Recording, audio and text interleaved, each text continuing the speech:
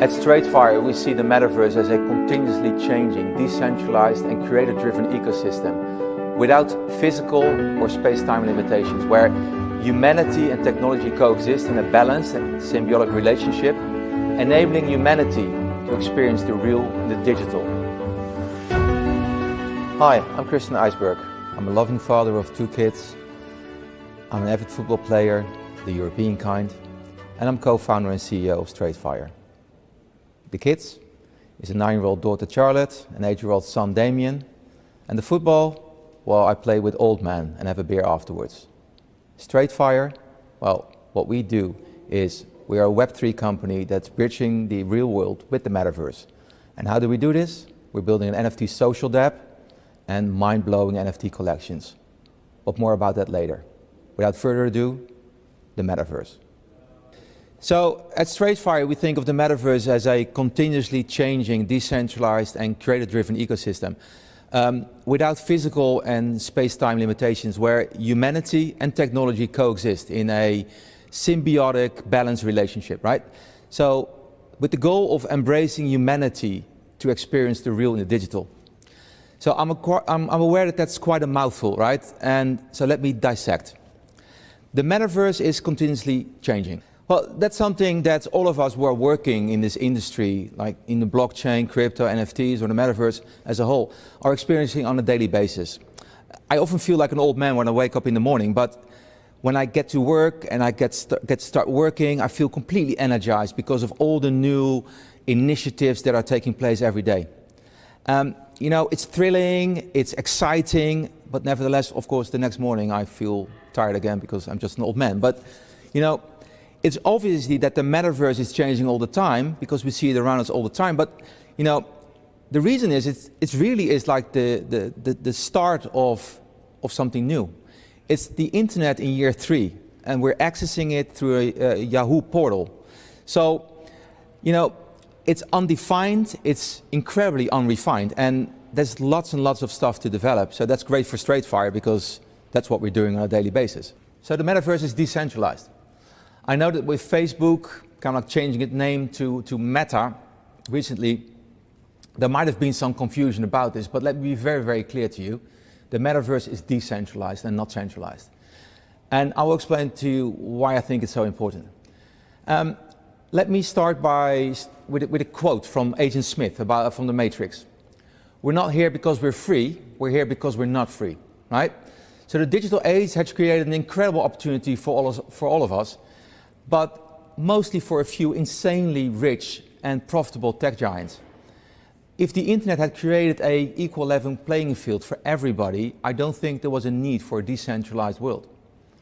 So is it all about profits? I don't think so. I think it's more about control and it's about accountability. And in the Metaverse, control is not centralized to the extent that it is in the real world, right? So individuals and corporations will also be held accountable. You know, if you don't believe me, that's okay, but have a look at who has flocked to the NFT world, to cryptos, to the Metaverse. It's every person, every company, and every nation that was left behind in the digital age. So I guess people are taking back control. And this change, who is in control in the Metaverse, that brings me to the third point, and that is that the Metaverse is creator-driven. You know, this is probably the closest to my heart. So for the past 15 years, I've been working with the most talented creatives on this planet. And most of them have been underpaid, they have been undervalued, and they have been completely overlooked.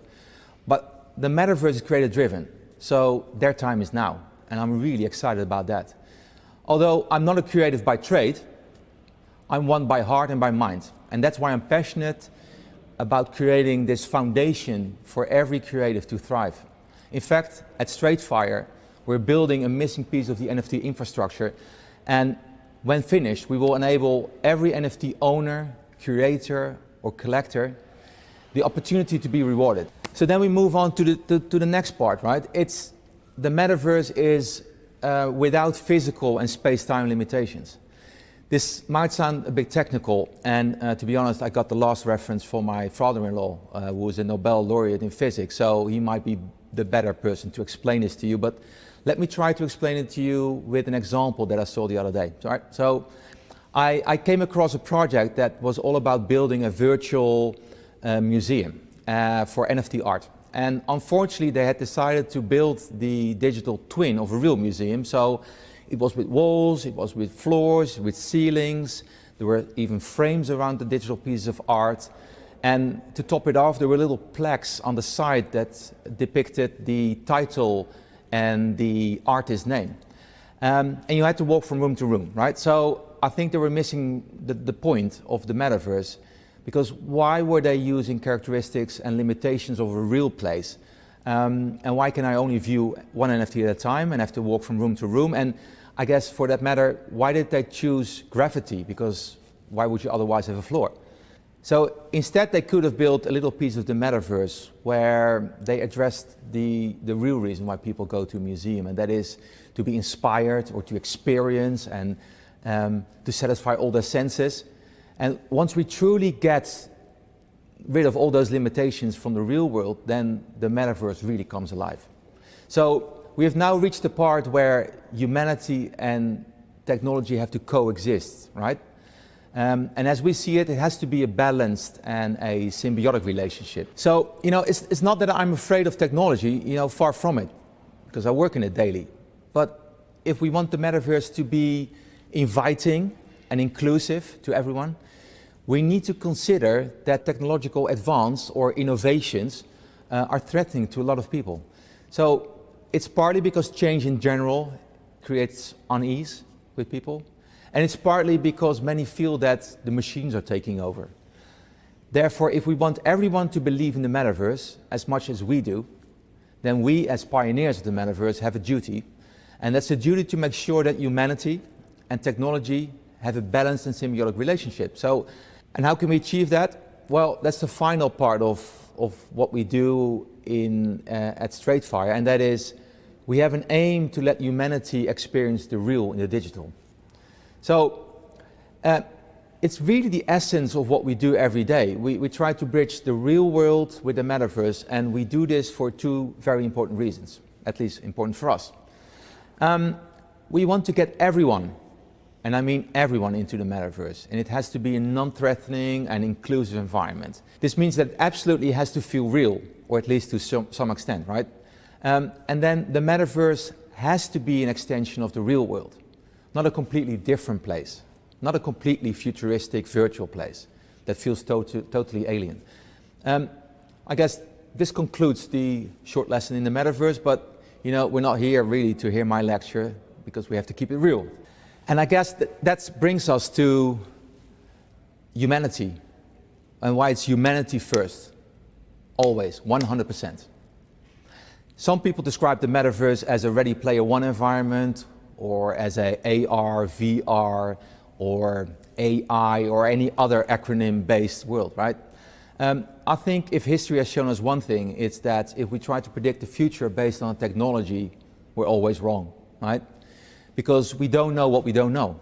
And there will probably be another technology coming along in the future or near future, and that will determine what the metaverse will look like. So, obviously, we have this innate desire to predict the future somewhat. So I think let's focus on the one common factor that we have in the future, and that is us, humanity. That's why Straightfire, or at Straightfire, we believe that the metaverse is built on humanity and that it will develop based on the human emotions that it evokes. So we have a tagline, I will get to that. But let's explore first what we do at Straightfire, right? So as I mentioned, we are a Web3 startup that is bridging the real world with the metaverse. And we do so by developing an NFT social dApp and the most mind-blowing, never-before-seen NFT collections.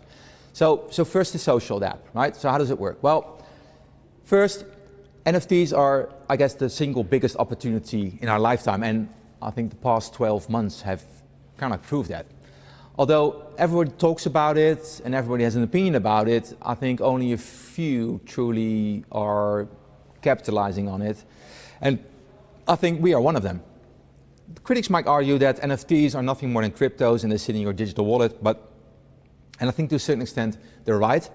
But at Straightfire, we try to change that. So with our NFT social dApp, everyone who owns an NFT can now instantly share it to all their socials. with one push of the button. Not just the NFTs though, because I think that's quite boring. We have the predefined filters, AR lenses, anything to tell your NFT story to the world. So, you know, you make a nice video out of it, you add some hot and kick-ass music to it, and you share it to your followers. For sure they will be wowed. So think Snapchat and TikTok, but then for NFTs. And we don't stop there. We help you turn your recently posted NFT stories and turn them into NFTs. And you own them, you can sell them at any time on our Straightfire marketplace. So did I mention that we pay for that, right? So welcome to the Metaverse, where there are no big tech companies. There is only creators and there's the community, and they benefit the most from it. So, you know, besides that, we also create NFT collections.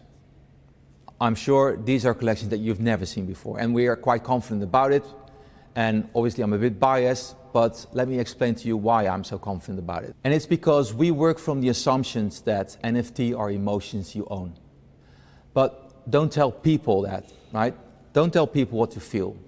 Instead, let them feel through what they have or what they own. Let me give you an example, right? On Lunar New Year, we launched the 12.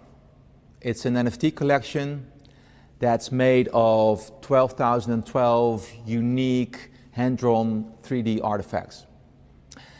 It's based on the Asian zodiac, and each zodiac is a one-of-a-kind, and it locks varying levels of perks and access for its owner.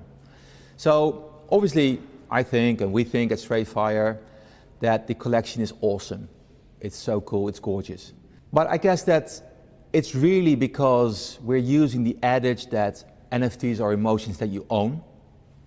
That's the real cause of it. So, you know, the Asian zodiac for me might just be a little reference that the creators have used. But if you're from Asia, it has a direct connotation with something that's down at your core, right? So if you're a tiger, then this is your year, the year of the tiger. If you're a dragon, you know, you might associate with the characteristic traits that the dragon has, like dominance and ambition and authority and dignity. It sounds awesome. So all I'm saying is that as soon as we see an NFT as emotions that you can own, instead of seeing it as a smart contract, I think then you can see the true potential of what an NFT in the Metaverse has to offer. I'm not denying that our business model is based on smart contracts, right? It's an amazing way to assign authenticity and ownership. But I guess we just want to be human artists in a business world. So let me finish with a, I guess, more lighthearted story.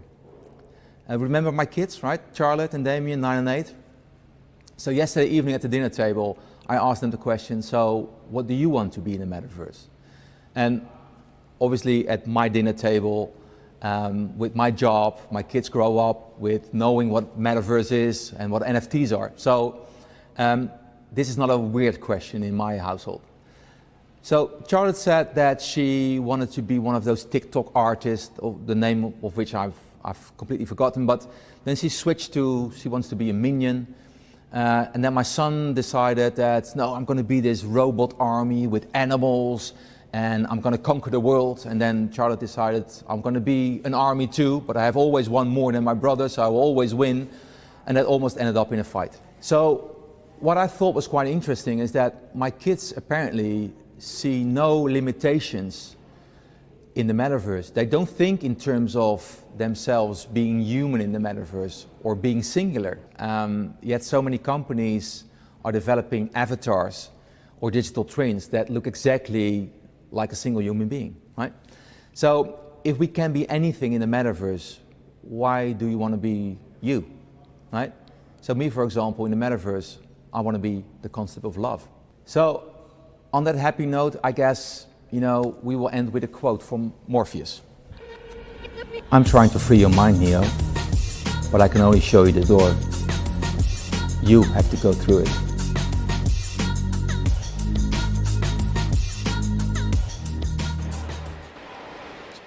Yeah, that noise. Sorry for that. Yeah. What are we going to do? Are we going to continue, or are we going to stop, or what do we do? Yeah. Yo.